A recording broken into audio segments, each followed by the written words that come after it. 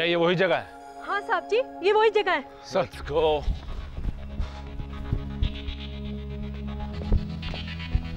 एक मिनट साहब, आप लोग इतना जल्दी अंदर कहाँ जा रहे हैं? देखो, हमें शक है कि इस घर में कुछ फरार मुजरिम छिपे हुए हैं। मुजरिम? हाँ। कैसी बात कर रहे हैं साहब? आपको जरूर कोई गलतफहमी हुई है, या तो कोई नहीं है। कोई नहीं है साहब जी, ये झूठ बोल रहा है, इसीलिए लड़की को यहाँ छुपाया है।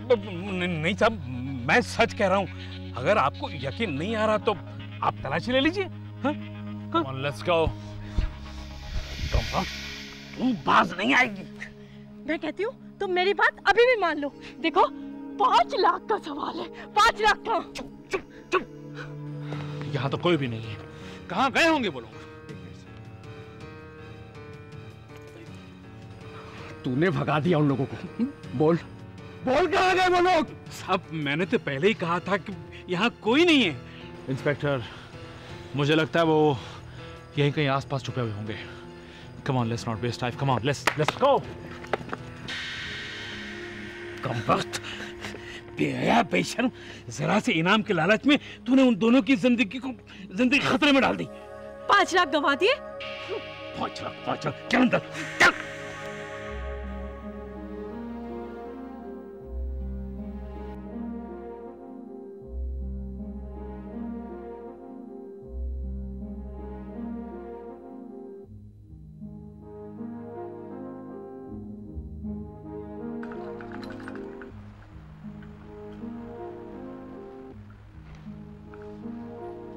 आओ मालिनी।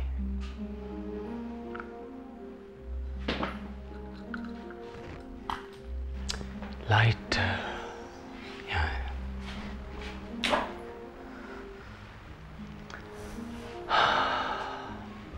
घर तो अच्छा है और मुंबई से दूर भी है। अगर अजय को ये पता चल गया कि हम मुंबई में हैं तो? नहीं Malini,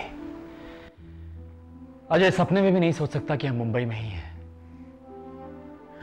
try and understand Malini, हमारे पास इसके अलावा और कोई चारा नहीं था।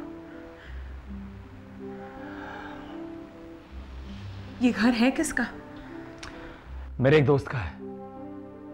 वो मॉस्को जा रहा था तो मैंने उसे कहा कि अपने घर की चाबियां मुझे दे दे। मालिनी, ये जगह मुंबई में होते हुए भी मुंबई से कटी हुई है, इसलिए चिंता मत करो, हम बिल्कुल सेफ हैं।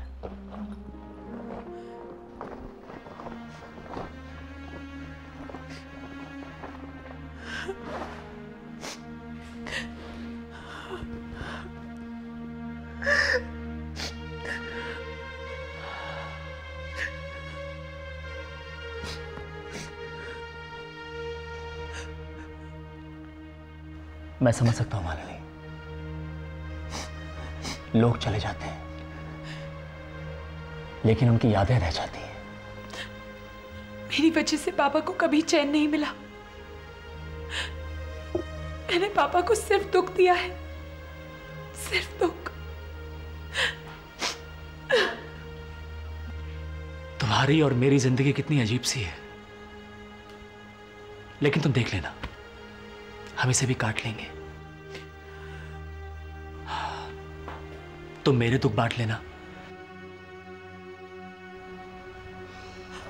और मैं तुम्हारे दुख बांट लूंगा।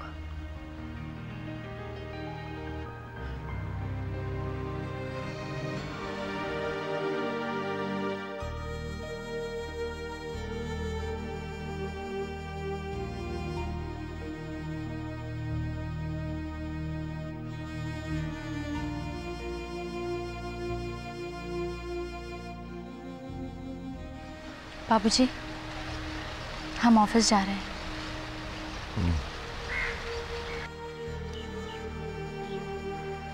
रुको रिंज,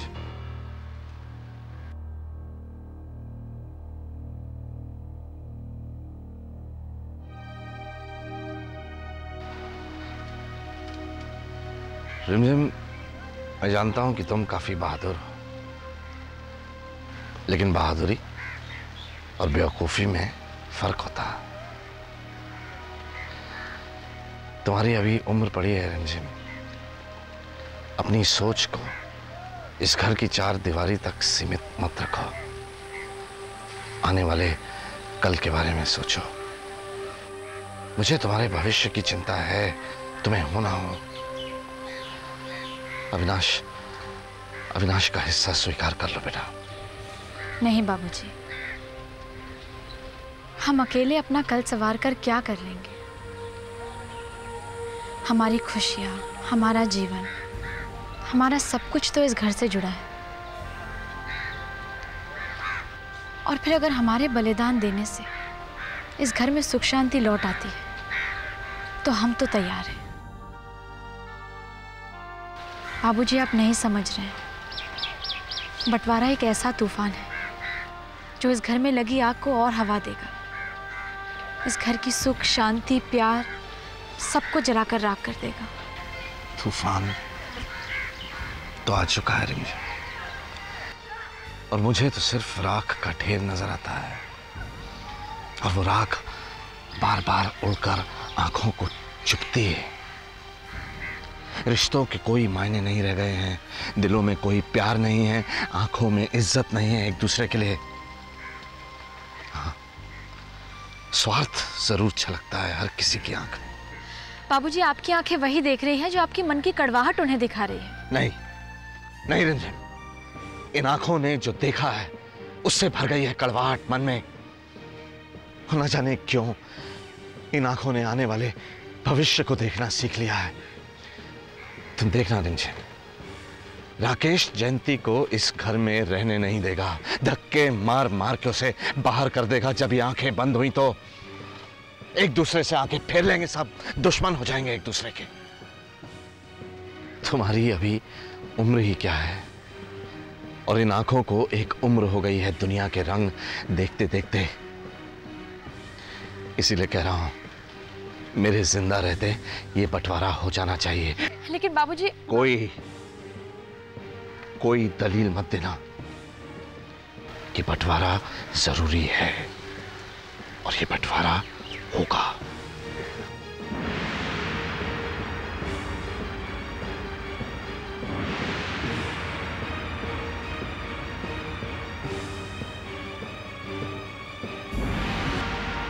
बंटवारा तो नहीं होगा बाबूजी, नहीं होगा। मैं कब से इस बंटवारे का इंतजार कर रही हूँ ताकि इस घर में ये रोज रोज के झगड़े जो हो रहे हैं वो तो कम हो जाए। कम से कम हम सब लोग चैन की जिंदगी जी पाएंगे। हाँ, सब लोग सिवाय हमारे।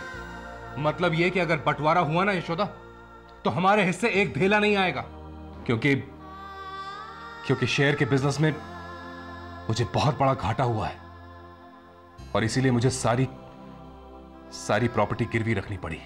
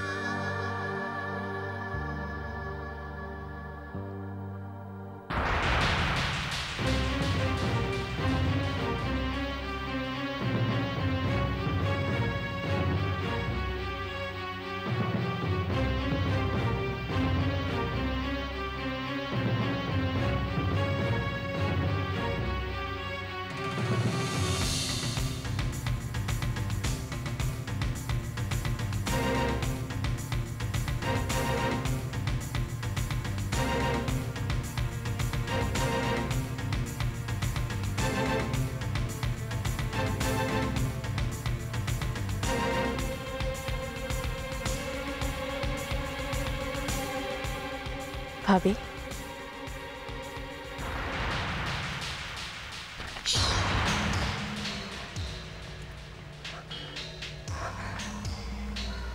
बहुत अच्छी किस्मत है आपकी भाभी, लेकिन अच्छी किस्मत कभी कभी साथ नहीं देती, और हादसे तो कभी भी कहीं भी हो सकते हैं ना।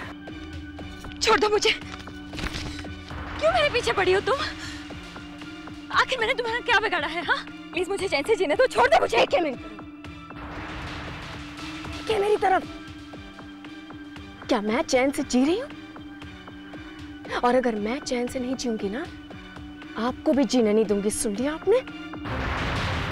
जयंती बिटिया, भाभी, देखिए भाभी, मैं आपकी कोई भी बात नहीं सुन सकती, ओके? देखिए, अरे अभी अभी आप इतनी बड़ी मुसीबत से निकली हैं भाभी, याद है ना आपको?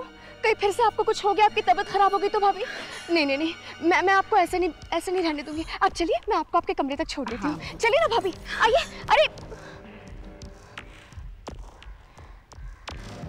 बिटिया, कितना ख्याल रखते तू यशोदा बहू का। अरे राकेश बिटवा को न जाने क्या हो गया कि इल्जाम पे इल्जाम लगावते तुझ पर। खैर जाने दो, हमने तेरे वास्ते नाश्ता तैयार किया है, जल्दी आ जा। हाँ,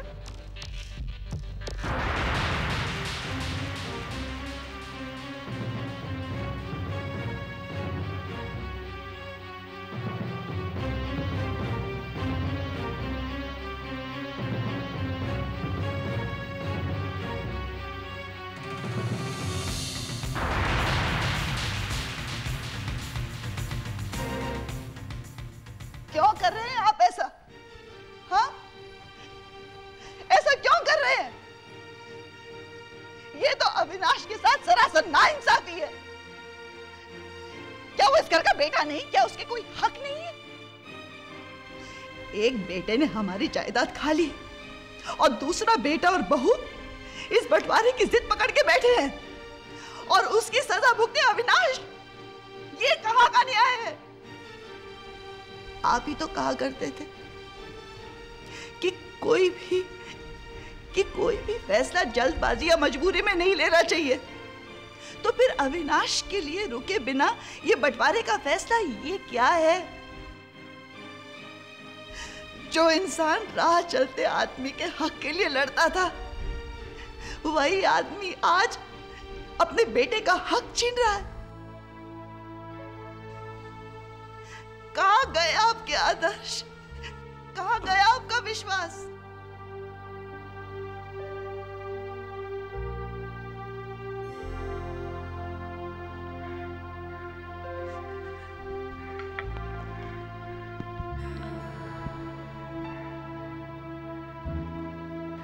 इरवती, जब एक मां का दिल अपनी औलाद के लिए तड़पता है ना, तो उसके सामने कोई दलील, कोई तर्क काम नहीं करता। तुम बोल रही थी, मैं सुन रहा था, लेकिन अगर तुम बोल चुकी हो तो अब मैं कुछ कहूं?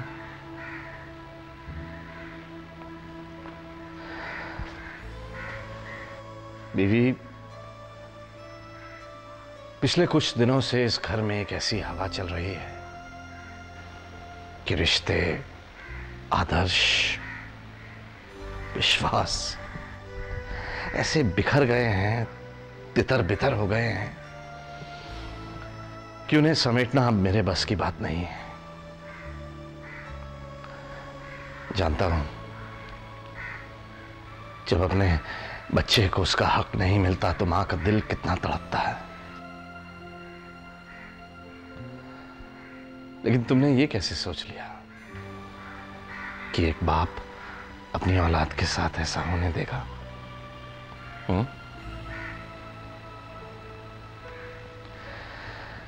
बीवी, पहले मैंने सोचा था कि मैं कोई हिस्सा नहीं लूंगा, लेकिन अब मैंने फैसला किया है कि मैं भी हिस्सा लूंगा, बराबर का हिस्सा लूंगा। और जब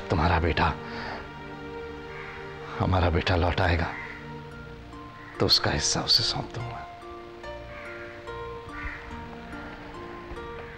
इसलिए इत्मीनान रखो, हमारे अविनाश के साथ नाइंसाफी नहीं होगी, कभी नहीं होगी।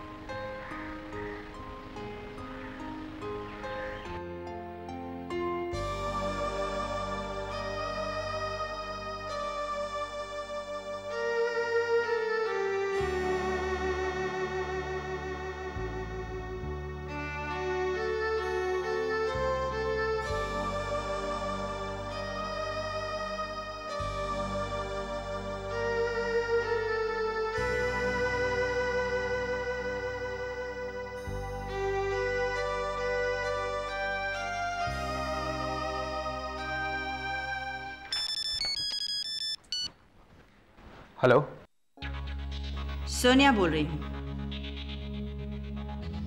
क्या हुआ मेरे भाई के केस का? फाइल कब रीओपन हो रही है? मैं तुमसे बाद में बात करूंगा। बाद में? बाद में क्यों? प्रतीक, मेरे भाई का कातिल तुम्हारा भाई है और फिर तुमने ही यहाँ आकर ये केस दोबारा ओपन करने की मुझे सलाह दी थी ना, तो फिर तुम मुझे इग्नोर क्यों कर रहे हो? मैंने कहा ना मैं बाद में बात करूंगा तुमसे। किसका फोन था? प्रतीक, तुमने बताया नहीं किसका फोन था? सोनिया का फोन था। तो फिर तुम उसे टाल क्यों रहे हो? क्योंकि मैं उसका केस लड़ना नहीं चाहता हूं। अगर मैंने उसके भाई का मर्डर केस लड़ने का फैसला लिया तो उसका मतलब यह होगा कि मैं अपने भाई अविनाश का केस रीओपन कर रहा हूं, और मैं ऐसा कोई काम नहीं करना चाहता जिससे मेरे मन पर कोई बोझ रहे। तुम और तुम्हारा मन। कावेरी, एक गुड न्यूज है। एक लॉयर की फर्म में शायद मुझे कोई काम मिलेगा। इस पे टाइम वेस्ट करने से अच्छा है कि तुम बंटवारे पे ध्यान दो, ताकि बंटवारा आसानी से और जल्दी हो जाए। कावेरी, इंटरव्यू देने में कोई हर्ज है क्या? तुम तो मेरी बात मानने से रहे, वही करोगे जो तुम्हारा मन करता है, ठीक है? लेकिन इस बार मैं तुम्हें वकालत पे अपना टाइम वेस्ट करने नहीं दूंगी। जैसे हमारा बंटवारा हो जाएगा, तुम अपना खुद का बिजनेस शुरू करोगे। कावेरी, बिजनेस के बारे में मैं कुछ नहीं जानता हूं, ना ही कुछ समझता हूं। वकालत की पढ़ाई की है मैंने, वकालत को अच्छी तरह से समझता हूं मैं। एनीवे, एक अच्छे काम के लिए जा रहा हूं। ऑल द बेस्ट नहीं कहोगे? All the best.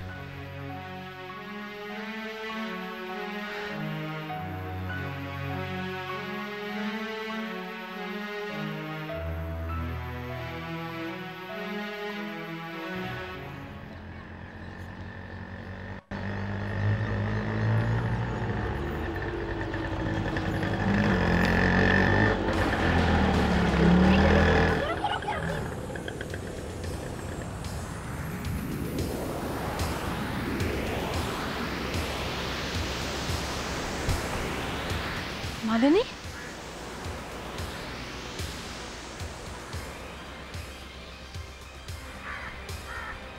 अजय को बताना। अजय को बता देती हूँ।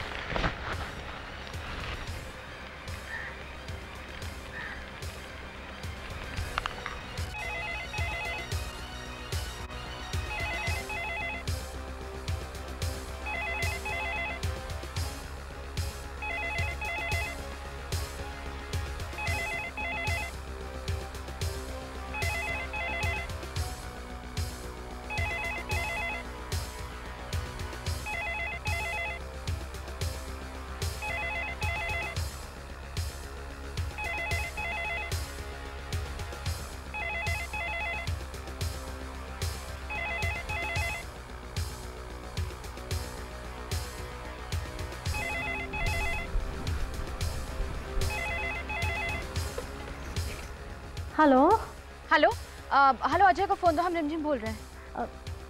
साहब तो सो रहे हैं। तो उनको उठाओ, बहुत जरूरी काम है। साहब उठिए, रिमझिम मैडम का फोन है। साहब उठिए। साहब उठ नहीं रहे। अरे शायद सो गए, उठेंगे नहीं अब। अच्छा ठीक है। हाँ।